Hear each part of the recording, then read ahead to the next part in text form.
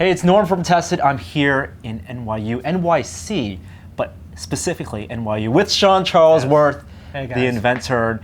Sean invited me to your lab here at NYU to show off one of your things. Now, I've never seen this in person. I've only seen pictures of this, but this is one of the coolest things I've seen made with a 3D printer.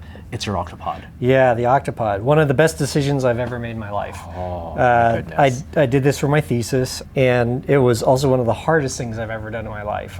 There was times when I didn't know if I could pull it off. So you designed this, modeled it, Yes. and then figured out a way to fabricate it using different 3D printers and Yes. different materials. Let's talk about the design process first. Sure. What goes into this Octopod? I don't remember exactly how I came to decide to do a octopus sub. Yeah. I think I was inspired by the Nautilus a lot from the 20,000 Leagues of Disney, because it's like kind of animal-esque and just has this awesome nuts and bolts steampunk design and everything.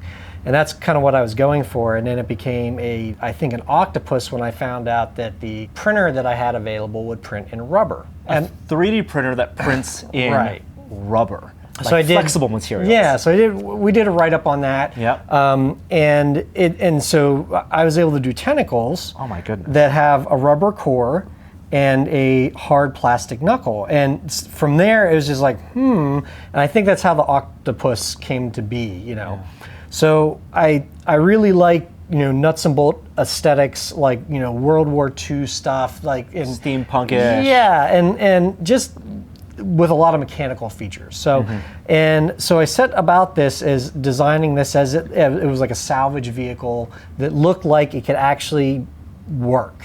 Okay, so I tried to think about that. So adding propulsion in the arms that we used to pick up stuff, and I scaled it for enough crew members to fit in, and all that kind of stuff. And as I went along, it became like I was like, oh man, if I had this toy as a kid, it'd be really cool if it did this. And then it just kept snowballing.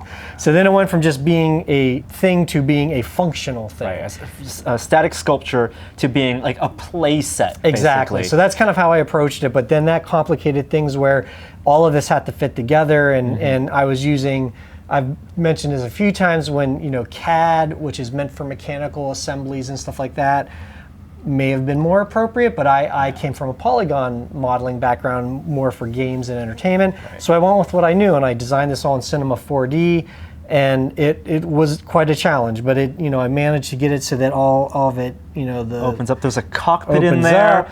It's so detailed. Yeah. And you even have like an aperture iris. Iris in this there. is where my iris boxes came from. This almost killed me because I really wanted that in there. Yeah. But figuring out the mechanics for that was extraordinarily difficult. And then cramming it all in there once I figured it out was another challenge. But I was like, I really wanted it bad. So I kept at it, and I got it to work. And we got a little moving crane winch set up for hauling up the salvage. And yeah, there's a little cockpit with a swivel chair, captain's chair, and thing like that. And then to torture myself even further, I was like, it'd be really cool if like the control panels would light up and stuff like that. So then I ended up integrating lighting. So underneath the floorboards here is a whole wiring system, and yeah, wow. Is that like photo etch or? No, this is still 3D printed. Yeah, it's all 3D printed. So with the control panels here, you can print in multiple materials. So I figured out ways to have the gauges be white and act as like little light pipes. So that way you get the radar screen lighting up. And these never turned out quite like I wanted, but the little cage lights on the wall I love, and the blue light. Yeah, so it was a challenge, but it was worth it because it added a lot to it. So worth it. So gorgeous.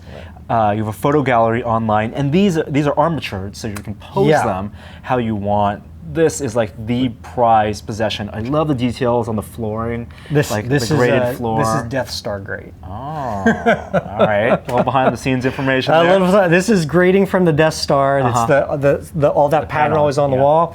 The steering wheel is actually the Knight Rider steering wheel, and the computers here are actually patterned off of the original classic space Lego computers. So awesome, so there's nerdy. There's some nerd stuff in there, and then all the panels are held on by magnets. Yes. This actually demonstrates a problem with 3D printing, and why 3D printing is not meant for prime time per se. First, this was very expensive to print. But you can see here we have large gaps here at the cockpit, and if I take the side panel, you can see it doesn't quite fit anymore. And you get a lot of problems with 3D printing materials. They're not archival, so to speak. So this has drooped over the years. This is about 3 years old, and just over time, it has drooped and shifted from its original position to where I get these giant gaps, and like the doors don't fit anymore. Right. And so it is a perfect example of why like 3D printing, while cool, is too expensive and not the proper materials in a lot of cases for mass production. Yeah, so you got to mold it, cast it, Yeah. make a kit out of it or something. Exactly. That's so cool. Thank you for showing me your Octopod here at Absolutely. your lab. Sean Charlesworth. You can find his column on Tested every other week about 3D printing, projects he's worked on, things he's been testing. I'm Norm. Sean, see you next time. See ya.